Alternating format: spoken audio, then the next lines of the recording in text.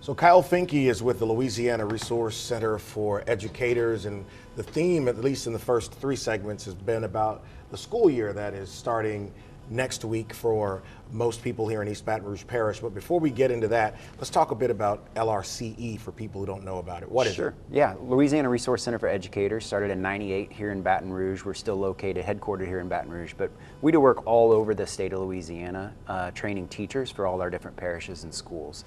And that's our primary lane right now. If you want to become a teacher and you have a bachelor's degree, you can come through LRCE to get that teaching certificate.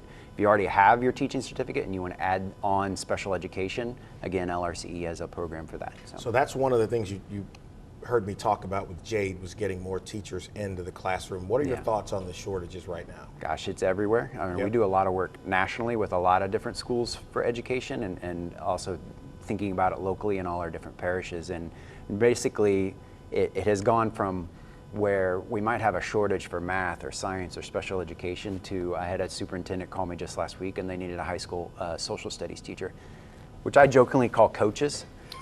Like, if we can't hire a social studies teacher for a high school and there's a wait list to try to get somebody into there, that's certainly a shortage. And it's true, a lot of the social they're studies coaches. teachers were coaches. No, just kidding. They're not all coaches, but well, maybe 100 years ago they were. But now that you say that, I could name a couple people, but I won't do that.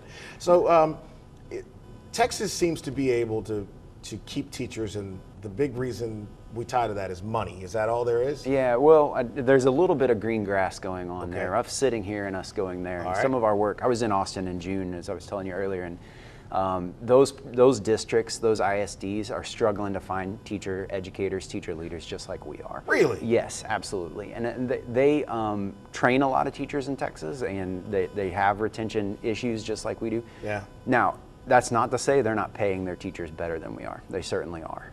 But that's one lever that has to be pulled. And kudos to EBR's school board and approving a little bit of a stipend. I think any educator who's teaching is going to appreciate that. We'd like to see something more permanent, larger.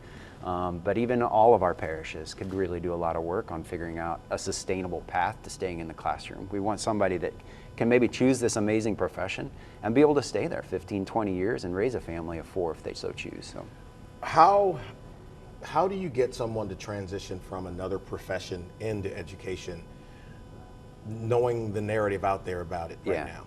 Well, and I'm not going to convince you to stop running this show and come teach unless you have that spark inside of you that wants to be an educator. So we do have to discover and see if that's there. That's one thing that we would ask about. Why are you even considering this?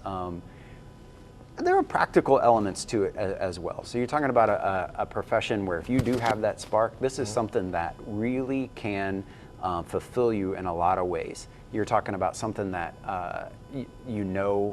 a project each year, almost like if you had 30 third graders coming to you, you can almost view it as a year-long project to get them to a point that you want them to be in the future.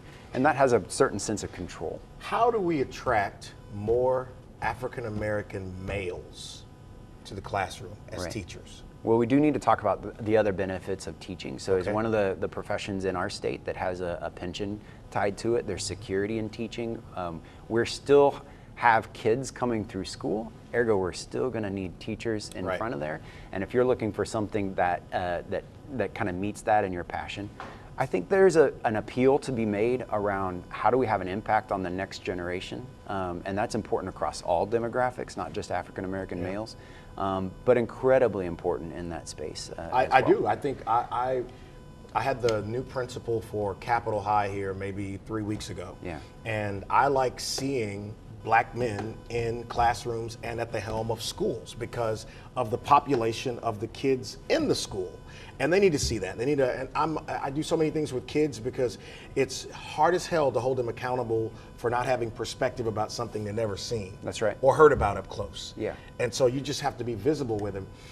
In the last minute that I have left in the segment, if people want to learn more about LRCE, where should they go? What can they do? Sure. So our website, lrce.org, has all of our programs available and the different links that you can go through to learn more about that. We still are probably one of the few organizations that have a live receptionist. Anybody that's ever called LRCE will talk to Miss V at the front desk, and she can get a message to any of us that are on the team. But I really appreciate encourage people to check those things out. We're on social media and Facebook and LinkedIn and what have you. Well, listen, don't be a stranger. You got a space here if you need to come in and talk about what's happening with your organization or if y'all have events coming up. All right, sounds good. Appreciate it. All right, let's talk about this upcoming political season with a candidate for judge who's on the desk with me next.